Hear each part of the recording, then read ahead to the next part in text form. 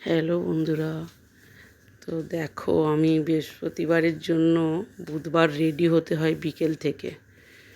আর এখানে যেহেতু একটু মোটের ওই হার জেতা নিয়ে অনেকটা বাজার হাটটা বসেনি, তো আমি ভাবলাম আজকের বুধবার, আজকের ফুল টুল না আনলে খুব অসুবিধা হয়ে যাবে।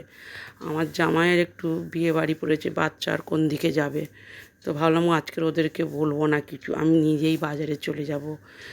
মানে সন্ধেবেলায় এসে ফোন করেছিলাম, মেয়ে বললো একটু আমরা বিয়ে বাড়িতে জল ভরতে টরতে যাচ্ছি, জামাইয়ের বন্ধুর বিয়ে। তো আমি বললাম তাহলে আমি নিজেই বাজারে চলে যাই। আর এখানে বাজার টাজার বসছেন, আর কাজ থেকে এসে আমার যে কি পা ব্যথা করেছে, 5:30 এসেছি, পা ফুলে গেছে। তারপর অটোর লাইনে গিয়ে আধা ঘন্টা দাঁড়ালাম। 8:15 থেকে 9টার সময় আমি একটা অটোর পেলাম।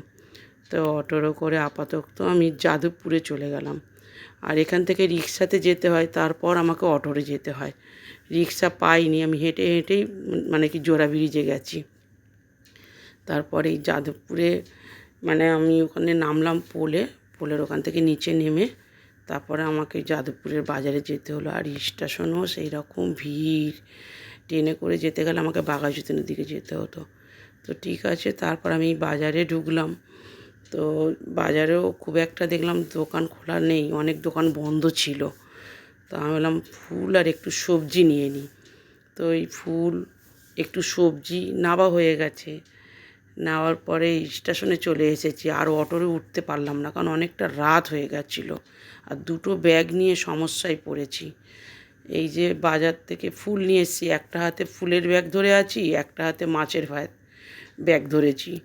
তো এতটা কষ্ট করেও সমস্ত বাজার হাটগুলো আমি করে নিয়ে আসলাম আগের দিন।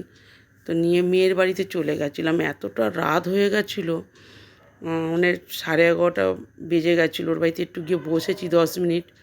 তো যাই হোক, জামাই বিয়ে বাড়িতে ছিল, কালকে যেহেতু ওদের বিয়ে বেরোবে, আবার আমাকে দেওয়ার জন্য বাচ্চা আবার আসলো বাইক নিয়ে, আমাকে দিয়ে গেল। তখন 12টা বাজতে 10 মিনিট বা 5 মিনিট বাকি আছে। তা আমি এই ফুল টুলগুলো একটু গুছিয়ে নিলাম, নিয়ে একটু ঠাকুরদেরকে ভগবানদের শুইয়ে দিলাম, গোপালকে দিয়ে এই বাজারগুলো সব বের করছি এক এক করে।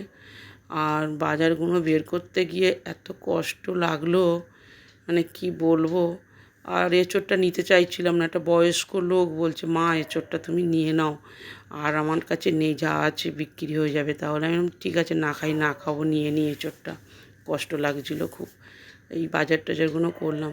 আসলে আমার স্বামী থাকতে সমস্ত বাজার ওই করতো, আমি খুব একটা বাজার হাট করতাম না।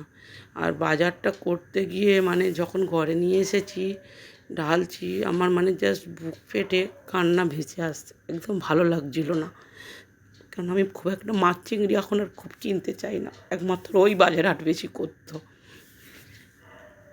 বাজার করতে একদম ইচ্ছাও করে না। আর অনেকটা রাত হয়ে গেছিলো, 12টা বেজেও গেছিলো।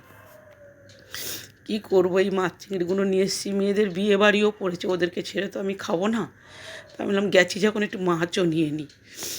তো যাদবপুর বাজারে অনেক দিন যাইনি, একটু বাজার হাট করে নিয়ে চলে আসলাম একেবারে।